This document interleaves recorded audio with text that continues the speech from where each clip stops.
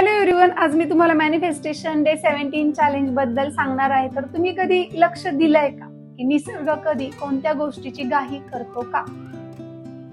तर नक्कीच नाही, पण तरीही आपल्याला सगळ्या गोष्टी वेळेवर मिळतात. एक झाड बी पेरल्यानंतर रोज विचार करत नाही की मला आजच फळ मिळणार आहे का. ते शांत राहतं. त्याचा नक्की सूर्य, पाणी, हवा या सगळ्यांवरती विश्वास आहे. तसंच मॅनिफेस्टेशनचं आहे. तुमची इच्छा हे एक बी आहे, तुमचा विश्वास पाणी आहे आणि तुम्ही त्यासाठी ठेवलेली शांतता म्हणजे सूर्य आहे.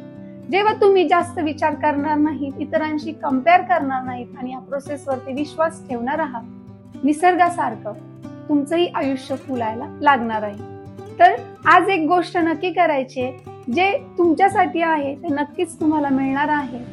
तर त्यासाठी आज एक नेचर व्हिजिट करून या.